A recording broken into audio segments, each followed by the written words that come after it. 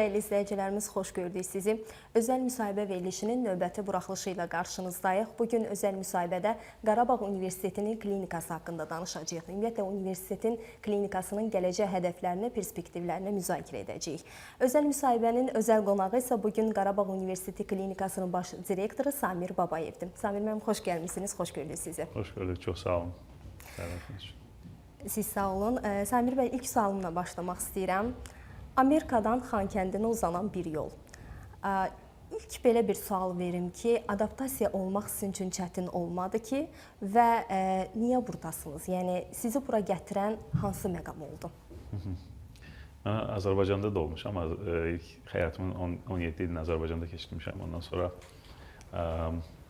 Türkiyədə və Amerikada təhsil almağa imkanım olub. Ondan sonra da Amerikada iş fəaliyyətimə davam eləmişəm. Amma həmişə düşünmüşəm ki, əldə etdiyim təcrübə və biliklər təbii ki, orada Amerikada onu işlətmək imkanım olub, amma bunu öz vətənim üçün, öz millətim üçün işlətsəm daha çox insanın həyatına pozitiv təsirim ola bilər deyə düşündüm.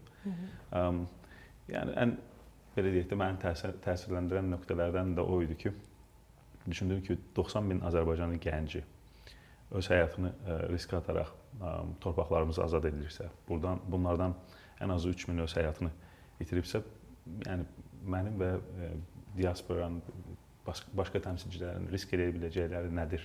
Yəni ən uzağı özlərinin komfortu deyə düşünürəm. Onu da Xankəndiyə köçəndən sonra artıq elə düşünmürəm. Çünki düşünürəm ki, Xankəndi doğrudan da Azərbaycanın ən gözəl güşələrindən biridir. Həm təbiətinə, həm havasına görə, həm şəhərin öz quruluşuna görə. Ora köçən insanlar fərqlidir deyə düşünürəm. Ona görə də Xankəndi doğrudan da fərqli bir yerdir, onu gördüm və ondan böyük bir, belə deyək, xoşbəxtlik yaşayıram.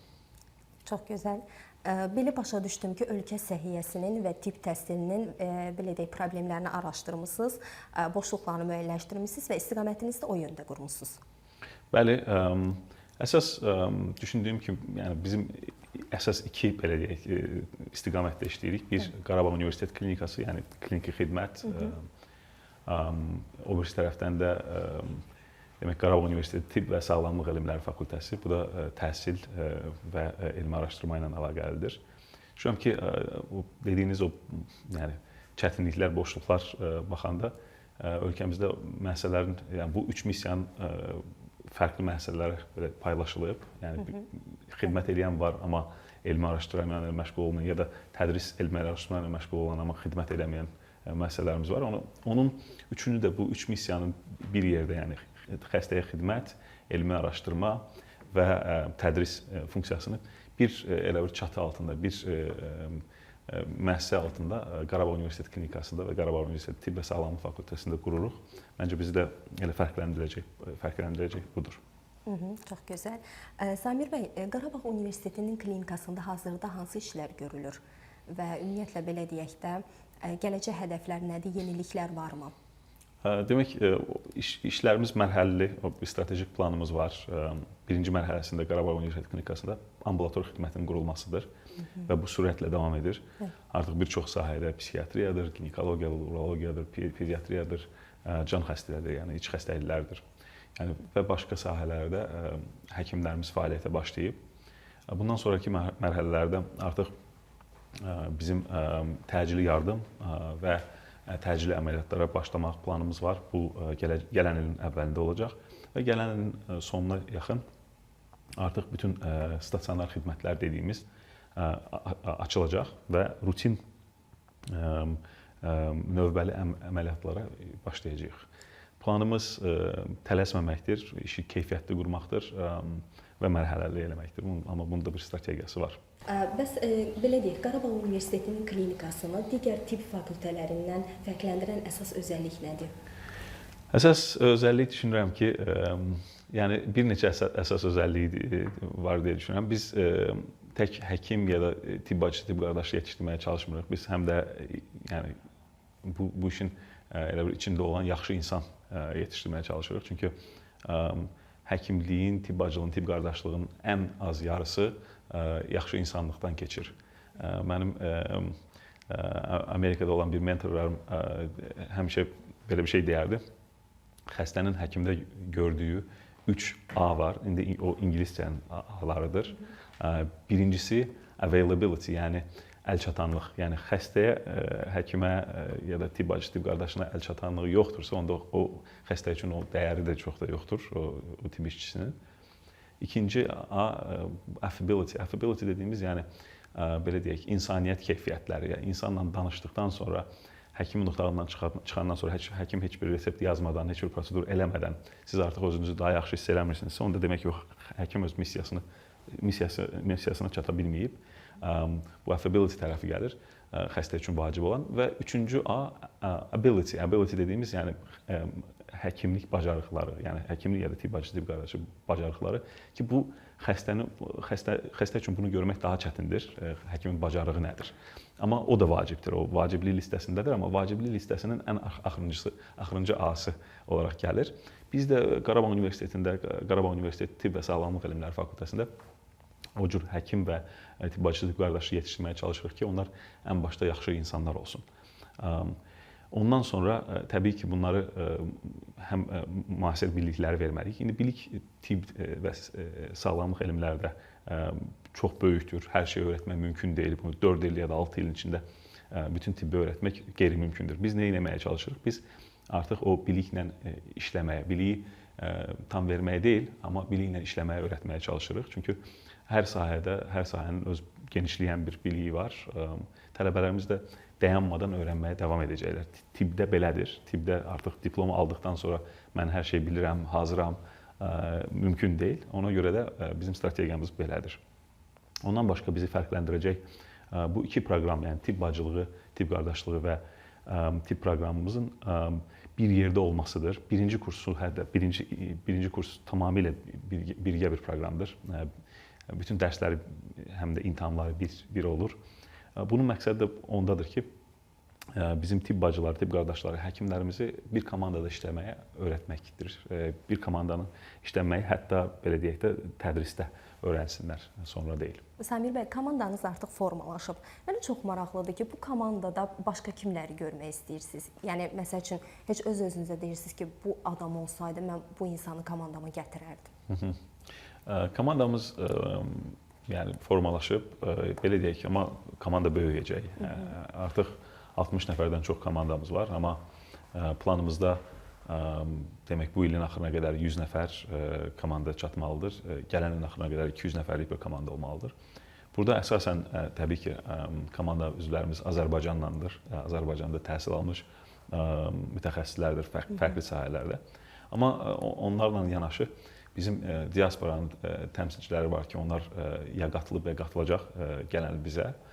Bunlardan da Almaniyada, demək Amerikada, əsasən Türkiyədə, hətta İsraildən olan komanda üzvlərimiz olacaq. Qapılarımız hamı üçün açıqdır. Komandaya toplama mexanizmi belədir ki, dəyərlərimizi paylaşan hər kəsi komandamızda görmək istəyərdik. Dəyərlərimiz də, əsas dəyərlərimiz də dəyər sözünün içindədir. Birinci dəyər sözünün içində D hərfi dürüstlük, ikinci hərfi olan Ə hərfi demək ədalət prinsipinə görə, yüksək standartlar, yəni mükəmməllik, əməkdaşlıq və rəğbət. Bu 5 dəyərin üzərində bizim prinsiplər qurulub və bu dəyərləri bizlə paylaşan və sahədə təcrübəsi olan həm həkimlər, həm tibb bacılar, tibb qardaşlar, həm texniki işçilərimiz, həm dəstəkdən olan işçilərimiz üçün qapılarımız açıqdır. Komanda böyüdükcə hədəflər də yüksəlir. Bəli. Səhiyyə İdarəçiləri Zirvəsi çərçivəsində keçirilən panel zamanı belə bir fikir səsləndirmişdiniz ki, Qarabağ Universitetində dünyanın ən qabaqcıl klinik modeli tətbiq oluna bilər. Ümumiyyətlə, bu model tətbiq olunurmu və yaxud başqa sözlə desə tətbiqinə başlanıbmı və hansı modeldən söhbət gedir? Demək, dünyanın belə deyək də mənim elə bir şansım olub ki, dünyanın ən yaxşı klinikalarından birində, yəni reytinqlərə baxdığınız zaman ya birinci ya da ilk 3-də olan Mayo klinikada son 5 il çalışma imkanım olub. Orada IVF dediyimiz, yəni in vitro fertilization ya da tüp bəbək, süni mayalama mütəxəssisi olaraq eyni zamanda o klinikanın başçısı olaraq çalışmışam son 5 il. Demək, Orada gördüyüm və öyrəndiyim bu prinsiplər mənə ən çox təsirləndirən şeylər olub öz karyeramda. Nə mənada? Düşünürəm ki, Mayo Klinikası indi düzdür, böyükdür, böyük bir sistemdir. 30 mindən çox işçisi olan tək elə Rochester şəhərində. Rochester şəhərinin özü 120 minlik bir şəhərdir. 120 min nəfərlik bir şəhərin içində 30 ilə 40 min nəfər arasında Mayo Klinikin işçiləridir. Təbii ki, Mayo Clinic'in başqa yerlərdə də artıq mərkəzləri var, amma əsas mərkəzi Rochester, Minnesotadadır. Kiçik bir şəhərdə belə bir böyük bir mərkəzin, dünya məşhur mərkəzin, reytinqlərdə birinci olan mərkəzin necə formalaşdığı mənim üçün çox maraqlı bir sual idi. Sonra başa düşdüm ki, Mayo Clinic'in əsas şeyi elə dəyərləridir, modelidir. Bu model imkan yaradıb ki, turizm mərkəzi, tibbi turizm mərkəzi olsun Mayo Klinikası. Çünki Rochester kiçik bir şəhərdir. Siz baxdığınız zaman başqa mərkəzlərə, Mayo Klinik olmayan, böyük mərkəzlərin hamısı böyük şəhərlərdədir. Özlərinin bir xəstə bazası var, amma Mayo Klinikası kiçik bir şəhərdə olduğu üçün xəstələr mütləq hardansa gəlməlidir. Mən də o analogiya, belə deyək də, Xankəndi ilə Rochester arasında yerlidir. O mənada ki, yeri var, o mənada ki, 100 min nəfərlik bir şəhərdir Xankəndi şəhəri. Potensial olaraq Mayo Klinikası olduğu Rochester'da 120 min nəfərlik bir şəhərdir. Təbii ki, bir gün içində 120 min olmayıb. Amma o bir tibbi turizm mərkəzi olaraq elə bir gəlişim. Ona görə düşündüm ki, Mayo Klinika modeli Xankəndidə Qarabağ Universitet Klinikasında uygulana bilər deyə düşünürəm. Bunun üçün təbii ki, keyfiyyətli dəyərləri paylaşan komanda toplamaq lazım ən əsası. Amma eyni zamanda imkanlar da olmalıdır. İmkanlar dediyim texniki baza. O texniki baza Qarabağ Universitet Klinikasında yaradılır. Bugün üçün Qarabağ Universitet Klinikası 75 yataqlı bir xəstəxanədir, amma potensialında 400 yataqlı bir xəstəxanə olma, yəni genişləmə imkanı var. Ciddi bir elmi araşdırma bazası orada toplayırıq, yaradırıq.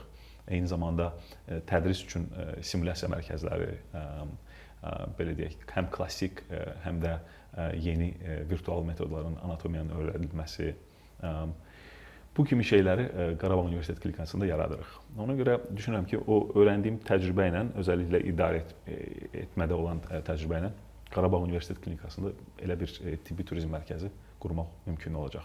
Belə bir sual verim ki, Samir bəy, tələbələrimiz insanı, onun orqanizmini neçənci kursdan öyrənməyə başlayırlar və ilk xəstələrini nə zamandan qəbul edirlər? Daha doğrusu görməyə başlayırlar. Gözəl sualdır.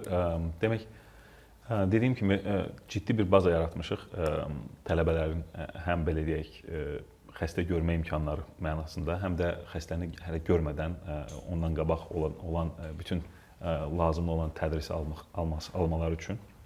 Bu simulyasiya mərkəzidir, bu OSKİ otaqlarıdır. OSKİ dediyimiz standart, belə deyək də, intiham otaqlarıdır, simulyasiya olunmuş xəstələrlə. Amma xəstələri, bütün tələbələrimiz artıq birinci kursdan, yəni müşahidə xarakterli təbii ki, görməyə başlayacaqlar. Ciddi xəstə görmək, xəstə ilə birbaşa ünsiyyətdə olmaq artıq 3-cü kursdan başlayacaq bizdə. Dünyanın hər yerində olduğu kimi də demək, bəlirli bir bilik və bacarıq lazımdır ki, xəstə ilə artıq birbaşa ünsiyyətdə olasınız. Amma müşahidə mənasında birinci kursdan həm tibb bacılığı, tibb qardaşlığı, həm də tibb tələbələrimizin xəstələrlə ünsiyyət imkanları olacaq. Əla. Nə qədər tələbə təhsil alır hazırdan və gələcəkdə nə qədər tələbə belə deyək planlaşdırılır təhsil alsın? Qəbulumuz 100 tələbədir. Bunlardan 30 tələbə tibb bacılığı, tibb qardaşlığı tələbəsidir, 70 tibb tələbəsidir. Açıq deyim, gələcək 3 ildə planımız bu rəqəmləri stabil saxlamaqdır. Yəni 100 nəfər tələbədən çox olmamaqdır. Yəni bu dünya təcrübəsi də belədir, açıqcası. Yəni Amerikanın ən yaxşı tibb fakültələrinə baxsaz, orada illik tələbə sayısı 40 ilə 70 arasında dəyişir. Nəyə görə belədir? Çünki burada vacib olan kəmiyyətdir, keyfiyyətdir. Yəni artıq özəlliklə kliniki səhifəyə çatanda bizim tələbələrimiz birbaşa xəstə ilə ünsiyyət olsun deyə, mümkün olsun deyə daha az, kiçik qruplardan olmaları vacibdir. Nəyə görə? Çünki həkimlikdə, tibb bacılığı, tibb qardaşlığı da bu usta çıraq işidir. Yəni usta çıraq işi deyəndə bunu belə deyək, kitablardan oxuyub öyrənmək mümkün deyil. Ona görə də elə bir birbaşa həkimlə, birbaşa təcrübəli olan tibb bacı, tibb qardaşından işləməlidirlər ki, bizim tələbələr ondan öyrənə bilsinlər. Bunu da etmək üçün indi siz özünüz xəstə yerinə qoysanız, məsəl üçün düşünsəniz ki, sizin otağa xəstə olaraq birdən bir həkim və yanında 10 dənə tələbə gəlsə və hamısı sizə sual ya da müayinə eləməyi yəni xahiş eləsə, yəqin ki, siz bundan rahatsız olarsınız. Bəli. Ona görə də daha kiçik, daha keyfiyyətli bir tibb təhsil ocağı yaratmağa çalışırıq. Ona görə də rəqəmləri açıqcası artırmaq yaxın gələcəkdə hələ ki düşünmürük. Aydındır. Qəbul imtahanlarında yüksək bal toplayan, ümumiyyətlə belə deyək də, tibbi seçmək istəyən tələbələrə nə vəd edirsiniz ki, bax, biz sənə bu vədi veririk, sən Qarabağ Universitetinin klinikasında təhsil al? Əsas odur ki, təbii ki, hər tibb fakültəsi kimi tələbəmiz də sonunda müvəffəqiyyətlə bitirsə bütün təhsilini diplom ala biləcək. Amma diplomdan daha çox bir məqsəd, bir belə deyək, imkan vəd edirik. Yəni tələbələrimizə məqsəd və imkan əsas bunlardır. O mənada ki, doğrudan da etik bir komanda ilə işləmək, dəyərləri paylaşdığımız bir komanda ilə işləmək imkanı, müasir tibb müəssisəsi, Qarabağ Universitet Klinikası ki, buna fiziki olaraq nəinki yaxın, bir-birindən iç-içə olan belə deyək, keçidlərlə bizim tələbələrimizin tədris binamız və klinikamız bir-birinə inteqrədir, yaxındır. Belə bir sistem içində öyrənmək, öyrətmək, gözəl simulyasiya mərkəzi olan, binaların çox fərah olan, həm dərs otaqlarımız, həm auditoriyalarımız, həm kitabxanalarımız, laboratoriyamız, elmi araşdırma laboratoriya tədris binasının, yəni ondan başlamışıq. Laboratoriyamızın sayəsi çox olacaq, amma birinci laboratoriyamızı artıq elə tədris binasının içində qurmuşuq ki, bu da bir multidisiplinar bir laboratoriyadır. Yəni burada tələbələrimizin elmi araşdırma imkanı olacaq. Hətta belə deyim, bizim klinikamızın da 3 missiyası olduğu üçün xidmət, elmi araşdırma və tədris, tələbələrimiz də mütləq, müəllimlərimiz, tələbələrimiz də bu 3 missiya içində işləyir. Tələbələrimiz ilk 3 ilin içində elə bir elmi araşdırma gözləyirik onlardan. Nə mənada? Bir proqram başlamışıq ki, birinci kursda artıq tələbələrimiz elmi araşdırma necə aparılır, onu öyrənirlər. İkinci kursda o vacib olan elmi araşdırma sualını formalaşdırırlar bir yerdə komanda ilə. Komanda təqribən 5 tələbədən ibarət olan bir komandadır. Başında bir mentorla, bizim müəllim, professor mentorla. Və üçüncü ildə bu elmi araşdırmanı həyata keçirtmək və üçüncü ilin sonunda elə bir tələbə konferansiyasında onu təqdim eləmək hər tələbəmizdən gözlədiyimiz bir şeydir. Yəni bu da bizi doğrudan da məncə fərqli edən bir ünsurdur deyə düşünürəm tələbələrimiz üçün. Samir bəy, yaxşı bir mövzuya toxundunuz, elmi araşdırmalarla bağlı. Bilmək istəyirdim, elmi araşdırmalar üzərində digər xarici ölkələrlə də əməkdaşlıq edirsinizmi və yaxud da düşünülürmü gələcəkdə? Bəli, elmi araşdırma belə deyək, izolyasiyada mümkün deyil, yəni ya da keyfiyyətli olmaz. Mütləq bizim demək partnyorlar olaraq bu dəqiqə həm Amerikadan, həm İsraildən, həm Britaniyadan olan partnyorlarımız var ki, bu elmi araşdırma məsələsində bizə həm kömək, həm dəstək, həm də belə deyək, kollaborativ bir proyektlərdə birgə iştirak imkanlarımız var. Artıq müəllimlərimizdən demək olar ki, hamısı, elmi araşdırmacılarımızın hamısı xaricdə oxuma ya da xaricdə elmi araşdırma təcrübələri var və o əlaqələr çox vacibdir. Əlaqələri davam eləmək üçün biz də şərait yaradırıq. Bizim müəllimlərimizin hamısı belə deyək, ayrıca bir vaxt ayrılır. Yəni öz vaxtı hesabına elmi araşdırma deyil, iş vaxtında elmi araşdırma imkanları yaradırıq.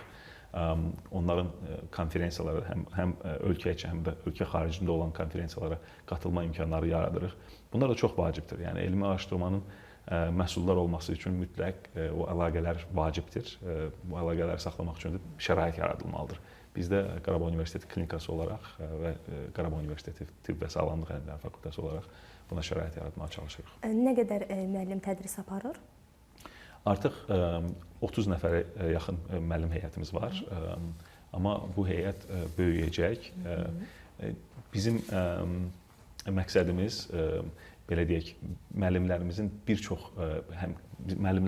çoxu da klinisyendir. Yəni həm xəstəyə xidmət eləyir, həm də eyni zamanda deyək ki, anatomiya dərsinə ya da bir histologiya dərsinə tələbələr deyir. Yəni bu bizim üçün vacibdir. Yəni bizim şərtimiz komandada da belədir ki, bu 3 missiyadan ki, dediyimiz kimi xidmət, elmi araşdırma və tədris ən az ikisinə üstlənməlidir bizim hər bir komanda üzvümüz. Ona görə gözləntimiz belədir ki, bir həkimimiz isə o həm xəstəyə xidmət eləyəcək, həm də dərs deyəcək ya da elmi araşdırma ilə ciddi məşğul olacaq və bunun üçün ona biz belə deyək ki, ciddi resurslar ayıracağıq. Çox gözəl. Sizin belə bir fikriniz də var idi ki, Qarabağ Universitetinin özünü mütləq ailə sağlamlıq mərkəzi olmalıdır. Bu fikir hələ də öz aktuallığını qoruyur? Bəli, aktuallığını qoruyur, davam edirik. Bizə görə ailə sağlamlıq mərkəzi bir sağlıq sisteminin belə deyək, bel sümüyüdür də, o vacib hissələrindən ən vacib hissələrindən biridir. Bu həm bizim tələbələrimizin rotasiya keçəcək, yəni təcrübə ediləcək məkanlar olaraq çox vacibdir ailə sağlamlıq mərkəzləri. Çünki Qarabağda yaratdığımız bu Tibb və Sağlamlıq Elmləri Fakültəsinin ən başda məqsədləri odur ki, o region üçün həkim və tibb bacısı, tibb qardaşı yetişdirməkdir. Düzdür, tədrisimiz 2 dildədir, Azərbaycan həm ingilis dilindədir. Amma məqsəd belə deyək, Amerika, Avstraliya üçün həkim yetişdirmək deyil, məqsəd Azərbaycan üçün həkim yetişdirməkdir. Amma eyni zamanda bunu dünyaya açıq eləməkdir. Həkim və tibb bacısı, tibb qardaşı yetişdirməkdir. Bunu dünyaya açıq eləməkdir. Çünki dünyada bugün ədəbiyyatın çoxu ingilis dilində olduğu üçün ingilis dili çox vacibdir öyrənmək. Bizim tələbələrimizin hamısı intensiv ingilis dilində öyrənir birinci kursda. Ondan sonra davam edir və dərslərin bir çoxu ingilis dilində olur. Və belə deyək, bir tərəfli olan dərslər, yəni mühazirə stilində olan dərslərin hamısı ingilis dilindədir. Amma interaktiv olan dərslər Azərbaycan dilində olur bizdə. Nəyə görə? Bu da ona görədir ki, bizim xəstələrimiz ingilis dilində təbii ki danışmır. Tibb bacılığı da elədir ki, burada xəstə ilə ünsiyyət mütləqdir. Yəni ona görə demək ki, biz Azərbaycanda tam ingilis dilində bir fakültə qururuq. Bu nə məncə ehtiyac var, nə də tam mümkündür. Ona görə belə deyək, əsas ingilis dilində materiallar ingilis dilindədir, mühazirələr ingilis dilindədir, amma interaktiv olan hər şey Azərbaycan dilində olaraq davam edir. Ailə sağlamlıq mərkəzləri də burada bu sistem içində kliniki rotasiyalar mənasında çox vacib olacaq. Biz düşünürük ki, məqsədimiz təbii ki, bizdən məzun olan tibb tələbəsi məsəl üçün beyin cərrahı da olacaq, kardio cərrahı da olacaq və başqaları da olacaq. Amma biz deyirik ki, çoxunluğu birinci mərhələ həkimləri olsun. Yəni ailə həkimləri olsun. Bu çox vacibdir. Çünki əsas belə deyək, səhiyyə sistemimizdə gözlənəcək özəlliklə bu icbari sığortanın böyüməsindən boşluqlar orada olacaq. Ona görə o cür həkimləri yetişdirmək üçün də mütləq rotasiyaların belə 3-cü, 4-cü səviyyəli xəstəxanalərdə deyil, onlarla birgə ailə sağlamlıq mərkəzlərində olmalıdır. Bu mənada da həm Qarabağ Universitet Klinikasının içində bir ailə sağlamlıq mərkəzi planımız var, amma eyni zamanda vacib olan partnyorlardır. Burada həm Səhiyyə Nazirliyidir, həm də təbibidir ki, təbibin qurduğu məsəl üçün ailə sağlamlıq mərkəzləri var o regionda. Onlarla birgə çox sıx bir əməkdaşlıq olacaq. Mənə çox maraqlıdır və necə düşünürsünüz? Qarabağ Universitetinin klinikasının, eyni zamanda Qarabağ Universitetinin tibb fakültəsinin Azərbaycan səhiyyə sistemi üçün əhəmiyyəti nə dərəcədə olacaq? Proqnozlarınız nədir? Mənə görə Qarabağ Universitet klinikası Azərbaycan səhiyyəsinə yeni bir nəfəs verir artıq deyə düşünürəm. Çünki bir maqnit mərkəzinə dönməsini arzulayıram. Onun üçün çalışırıq hamımız komanda ilə bir yerdə. O mənada ki, bura həm tələbələr üçün maqnit olsun, həm də bizim komanda üzvləri, yeni komanda üzvləri üçün maqnit bir yer olsun. Bu mənada dəyərlər əsasında qurulmuş bir sistem yaradırıq, amma eyni zamanda texniki mənada da çox gözəl bir mərkəzin içində çalışırıq və mərkəzi böyüdürük hər gün. Ona görə düşünürəm ki, hər ora gələn həm tələbə, həm komanda üzvümüz üçün burada böyük həm öyrənmə, həm öyrətmə, həm də ən əsası özünüzü belə deyək də gəlişdirmə, inkişaf etdirmə imkanları olacaq orada olanlar üçün. Ona görə məncə mən ona görə Qarabağı seçmişəm. Ona görə də Azərbaycana qayıdanda düşündüm ki, yəni qayıtmaq üçün ən dəyərli yer elə Qarabağ olacaq. Qarabağda olan, o Xankəndidə olan o Qarabağ Universitet klinikası olacaq deyə düşündüm. Hədəfləriniz böyükdür, arzular çoxdur. Sizə və komandanıza bu yolda bol şans, səbir və uğurlar arzu edirik və çox təşəkkür edirik ki, özəl müsahibənin qonağı oldunuz, dəyərli fikirlərinizi bölüşdünüz, gələcək hədəfləri, perspektivləri müzakirə etdik. Çox sağ olun. Dəvətiniz üçün təşəkkür edirəm. Sağ olun. Çox sağ olun. Belə dəyərli izləyicilərimiz, özəl müsahibənin növbəti buraxılışı sona çatdı. Bir daha qeyd etmək istəyirəm ki, bugün biz Qarabağ Universiteti klinikasının gələcək hədəflərini, perspektivlərini müzakirə etdik. Qonağımız isə Qarabağ Universiteti klinikasının baş direktoru Samir Babayev idi. Bizi izlədiyiniz üçün təşəkkür edirik. Sağ olun.